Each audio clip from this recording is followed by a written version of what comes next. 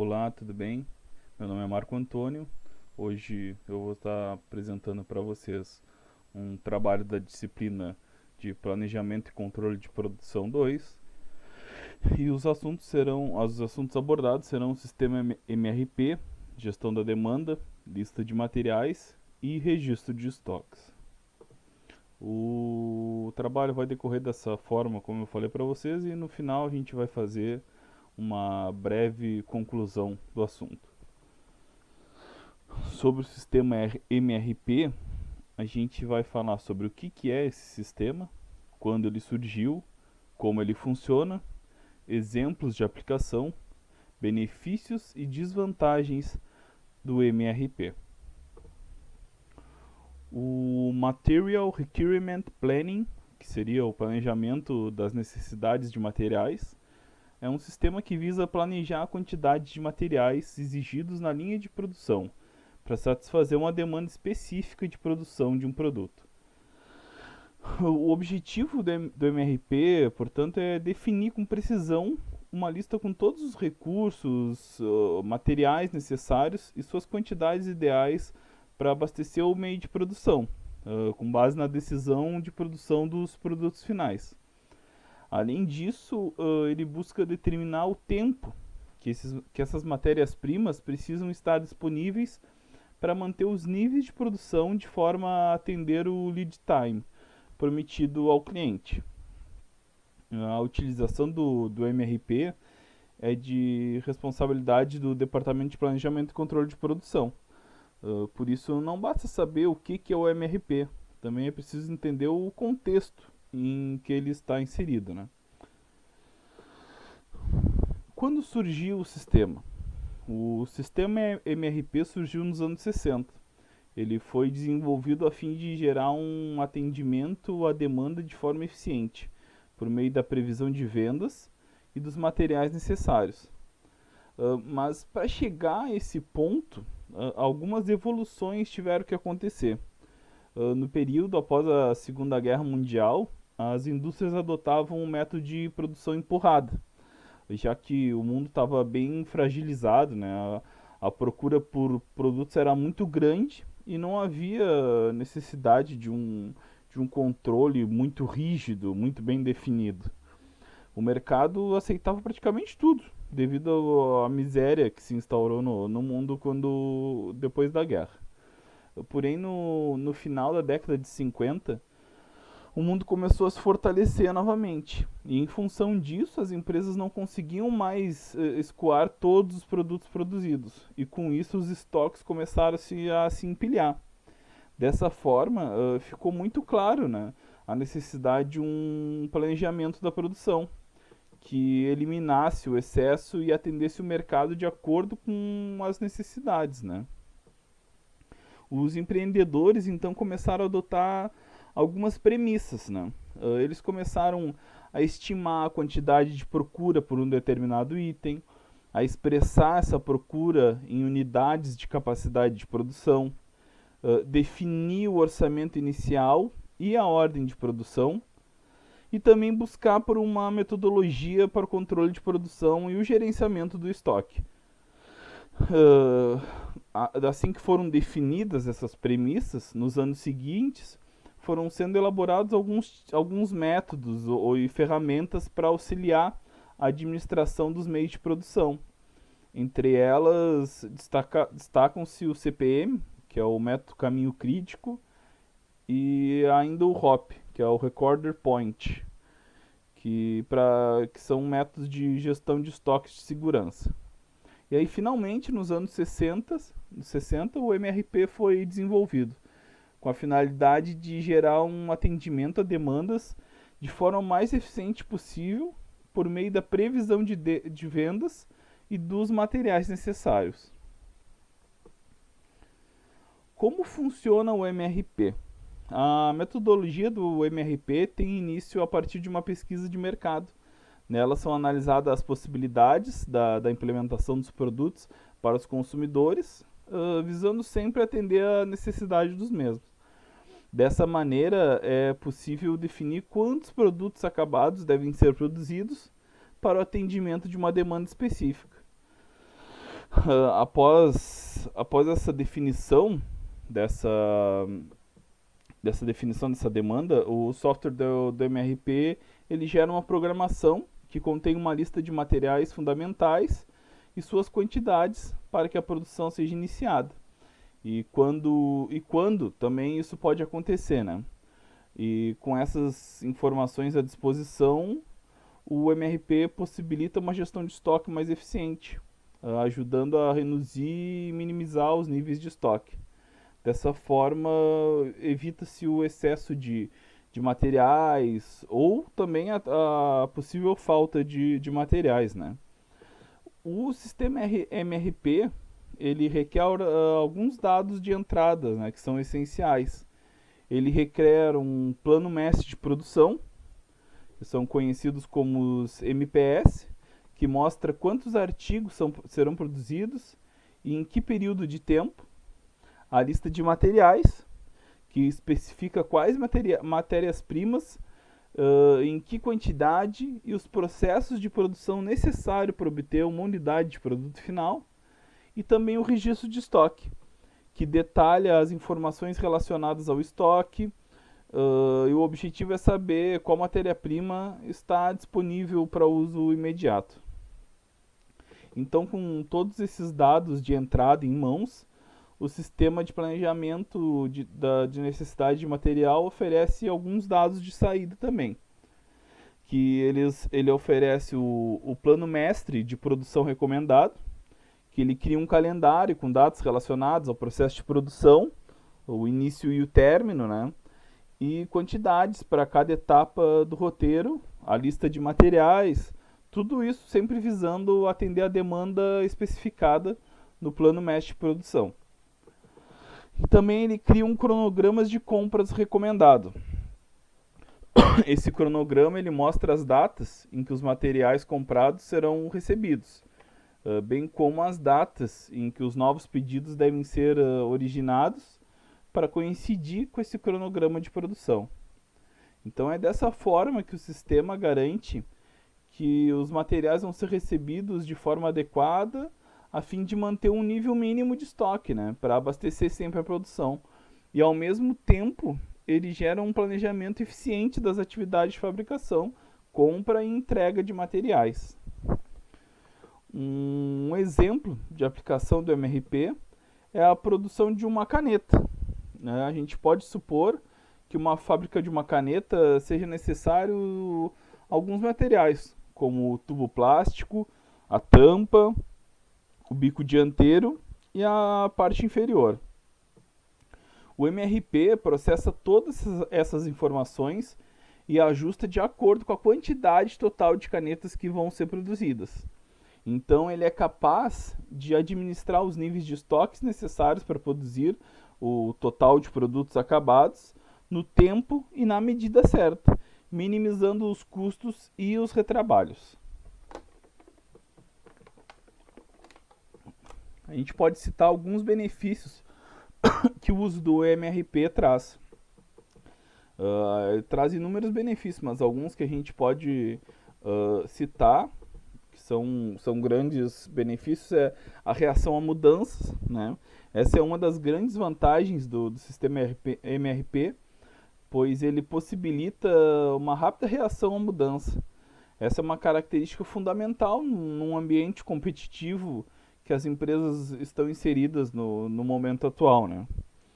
Ele também traz um tratamento de situações complexas, né? O sistema é capaz de lidar de forma eficiente com processos produtivos bastante complexos, nos quais possam envolver um mix de produtos com muitos componentes, né? E também ele traz uma grande redução de custos, já que esse sistema ele proporciona respostas mais rápidas à produção de acordo com a demanda do mercado. Ele consegue reduzir o volume de estoque e diminuir o tempo ocioso de produção, né? Consequentemente, impactando na redução de custos. Porém, nem tudo são flores, né? O software também traz algumas desvantagens, né?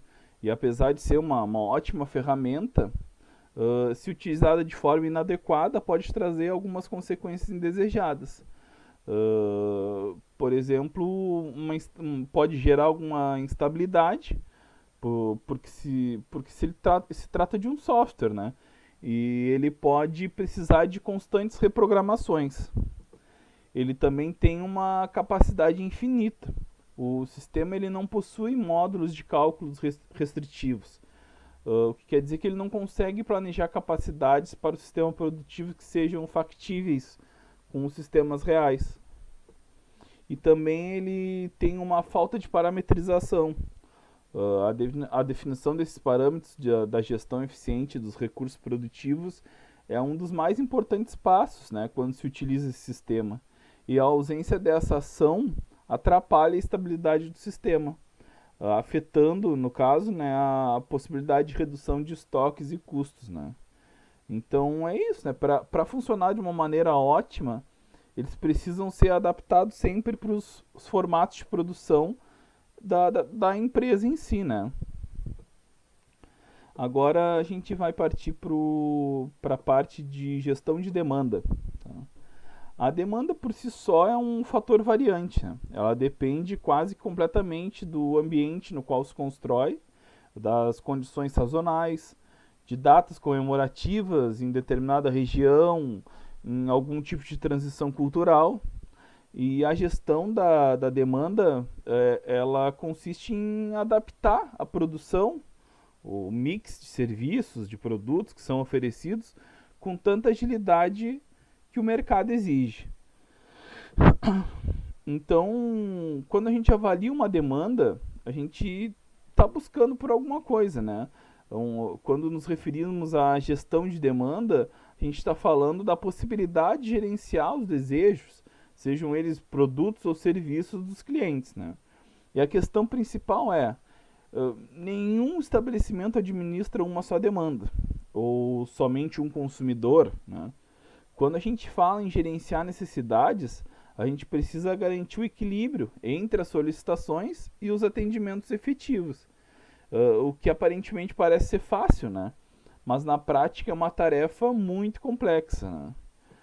E existe uma diferença, né, entre a demanda interna e a demanda externa, né?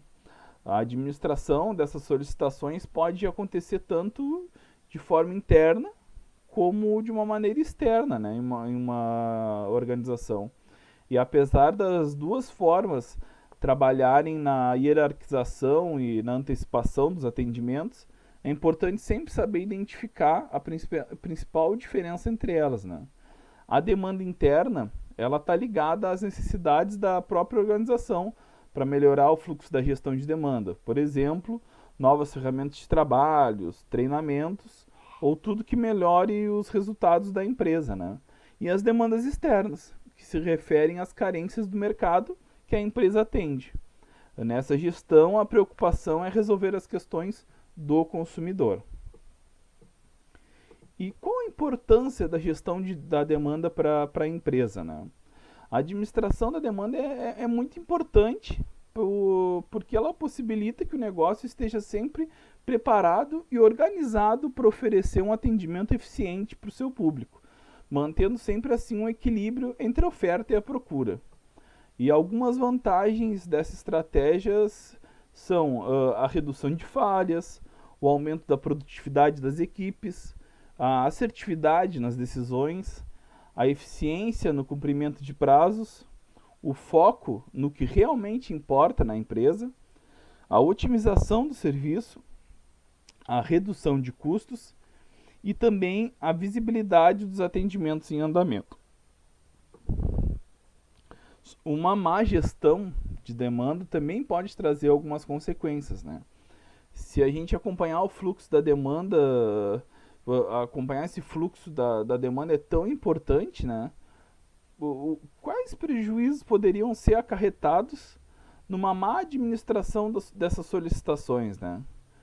A gente pode citar alguns exemplos, assim como o alto custo de manutenção e reparo, né, dos bens não utilizados, o baixo desempenho dos colaboradores, baixa competitividade, um estoque insuficiente ou em excesso, né, caso se produza demais, uma redução do faturamento e também ociosidade e sobrecarga de trabalho, né?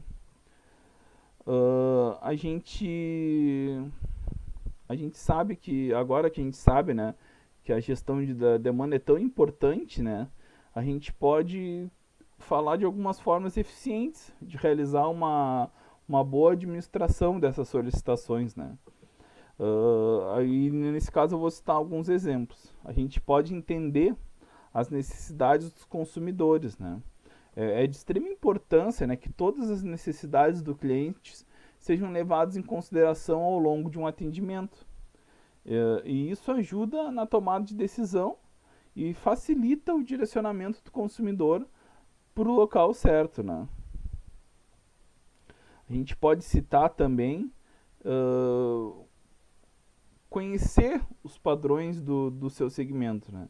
As demandas estão sempre mudando, né, de acordo com as características do público.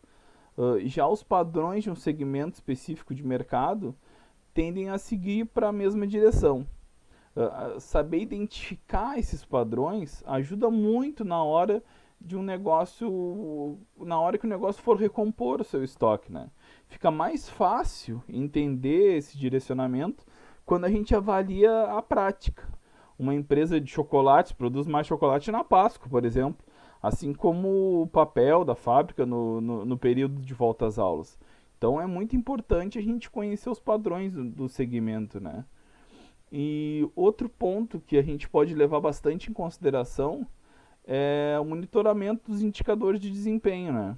Os indicadores servem para guiar e avaliar se a direção que a companhia segue é a certa, né? E na administração das demandas, contar com bons indicadores pode facilitar muito, né? Para acompanhar o andamento de muitos processos que estão relacionados a nível de estoque ou de qualidade de processos, né? E na gestão das demandas, por exemplo, a gente tem alguns indicadores que são eficientes, como o giro de estoques, participação de mercado, porcentagem de produtos em falta, perda, roubo, furto. Existe tempo médio de reposição de estoque, tem vários, né? Agora a gente vai partir para a lista de materiais. O que é uma lista de materiais, né? Uma lista de materiais é uma lista abrangente de peças, itens, montagens e outros materiais necessários para criar um produto, bem como as instruções, né, necessárias para coletar e usar esses materiais necessários. E essa lista de material ela é utilizada no sistema MRP, né, no plano agregado de produção, no caso. A lista de materiais ela pode ser entendida como uma receita, né? A receita, digamos assim, e a lista de compras para a gente criar um produto final. A lista de materiais ela explica o que e onde comprar, né? O que e onde comprar e os materiais que são necessários. Inclui também instruções sobre como montar o produto a partir das várias peças que são encomendadas ou que se tem no estoque, né? Todos os fabricantes de produtos para a construção, independentemente do setor, começam criando uma lista de materiais. A gente pode dar um exemplo simples, né? Fazer uma ilustração de uma situação. No caso, um fabricante de bicicleta que queira fabricar 1000 bicicletas, por exemplo, uma lista de materiais para uma bicicleta inclui todas as peças que compõem a bicicleta, como o assento, quadro, freio, guidão, roda, pneu, corrente, pedal, pedaleira, e também incluir todas as quantidades necessárias de cada componente, o seu custo e como eles seriam montados, né? A lista de materiais no sistema RMP tem algumas funcionalidades, né? Ela ajuda a planejar compras de matéria-prima, ela fornece o custo de material esperado dos produtos, juntamente com as informações de estoque, né? Ela ajuda a planejar com precisão os requisitos de material. E combinado com a previsão de vendas, é fácil a gente obter uma visão geral, né, do que a empresa espera vender e, com base na lista técnica, o que comprar. Esse tipo de plano também é conhecido como plano mestre de produção, né? Agora a gente vai partir para o registro de estoques. O arquivo de listas de materiais fornece o MRP, né? Então, a base de dados dos ingredientes ou da estrutura dos produtos, em vez de simplesmente a gente tomar esses ingredientes e multiplicar eles pela demanda, de modo que a gente pudesse determinar as necessidades totais dos materiais dos materiais que seriam utilizados, né? O MRP reconhece que alguns dos itens necessários pode já estar no estoque, né? Que não seria necessário ser feita uma compra.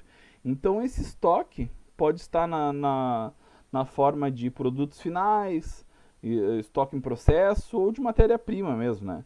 Então verificar quanto de estoque há disponível de cada produto final, submontagem ou componente, o que seja, se torna muito importante no processo de compra, né, ou de produção. E para que se possa calcular a chamada necessidade líquida, né, o que é a quantidade extra necessária, passa juntamente com o estoque, né, para a gente atender a demanda. E para fazer isso, o MRP requer que sejam mantidos registros de estoques ativos, né. Então, a gente pode concluir que a ideia do sistema MRP é que, a partir do conhecimento de todos os componentes de um determinado produto, né, a lista de materiais, os tempos de obtenção de cada um deles, é possível que, com base no planejamento dessas necessidades futuras, pedido de venda, programação de cliente, seja possível calcular o quanto se deve obter de cada item, de forma que não haja falta e nem sobra de itens durante a produção, né? E as informações necessárias para o MRP estão contidas nesses itens que a gente abordou, né? A lista de materiais, os tempos de obtenção, né, nos lead times, e as demandas dos produtos acabados também, né, que estão contidas no registro de estoque. Com isso, o MRP consegue determinar o que deve ser comprado, o que deve ser produzido e quando determinada ação deve ocorrer. O MRP, se a gente for olhar assim, por si só é um cálculo simples, né? O que se torna complexo são os volumes de itens que devem ser considerados. Portanto, se faz necessário o uso de um software para executar todos esses cálculos, né? Agradeço a atenção de vocês e espero que tenham gostado do trabalho. Obrigado.